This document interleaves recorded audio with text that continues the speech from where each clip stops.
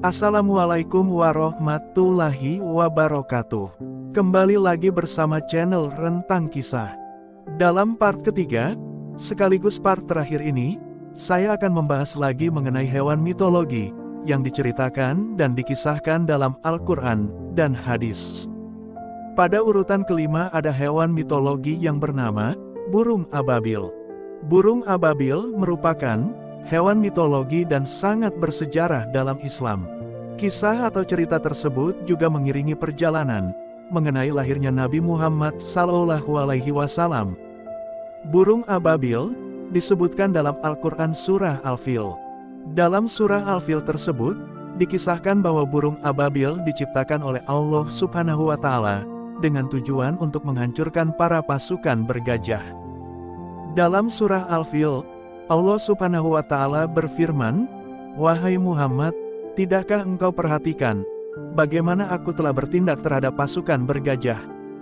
Allah Subhanahu wa Ta'ala telah menjadikan tipu daya dari pasukan gajah itu menjadi sia-sia.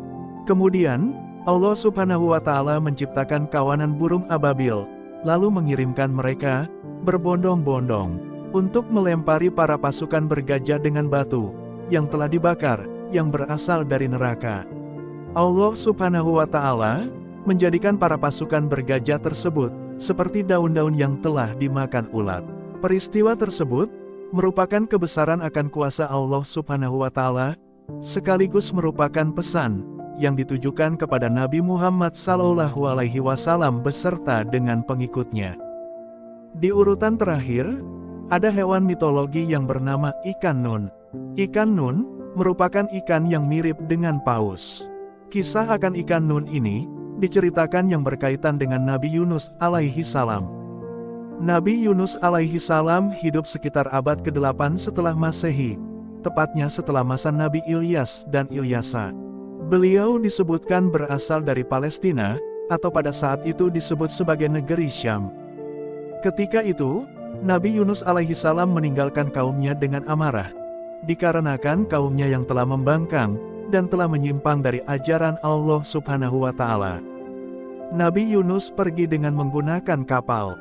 Namun, dalam perjalanannya, Nabi Yunus alaihi salam malah mendapatkan cobaan, yakni ditelan hidup-hidup oleh ikan nun. Kisah Nabi Yunus disebutkan pada Al-Quran Surah As-Saffat. Dalam surah tersebut berbunyi, "Dan sungguh, Yunus benar-benar termasuk salah seorang rasul. Ingatlah ketika dia lari ke kapal yang penuh dengan muatan, kemudian dia ikut diundi, dan ternyata dia termasuk orang-orang yang kalah. Maka, dia ditelan oleh ikan besar dalam keadaan tercela. Maka sekiranya, dia tidak termasuk orang yang banyak bertasbih kepada Allah Subhanahu wa Ta'ala, niscaya, dia akan tetap tinggal di perut ikan itu sampai hari kebangkitan." Setelah di dalam perut ikan nun, serta menyadari akan kesalahannya, dan berzikir kepada Allah Subhanahu wa Ta'ala, akhirnya dengan kuasa Allah Subhanahu wa Ta'ala, ikan nun pun memuntahkan isi perutnya. Di mana Nabi Yunus alaihi salam juga keluar masih dalam keadaan bernyawa. Di dalam perut ikan nun, Nabi Yunus berzikir, serta bertasbih kepada Allah Subhanahu wa Ta'ala.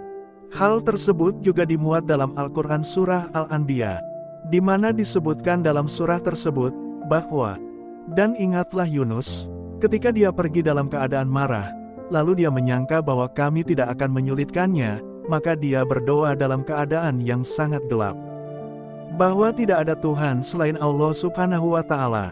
Sungguh aku termasuk orang-orang yang zalim." Maka balasan dari doa Nabi Yunus tersebut, Allah berfirman, "Maka kami kabulkan doanya, dan kami selamatkan dia dari kedukaan. Dan demikianlah kami menyelamatkan orang-orang beriman." Sekian kisah atau cerita singkat mengenai hewan mitologi yang disebutkan dalam Al-Quran dan hadis part ketiga, yang juga merupakan part terakhir. Sampai ketemu di konten-konten channel Rentang Kisah berikutnya. Jangan lupa subscribe, like, komen dan share videonya ya teman-teman. Terima kasih. Wassalamualaikum warahmatullahi wabarakatuh.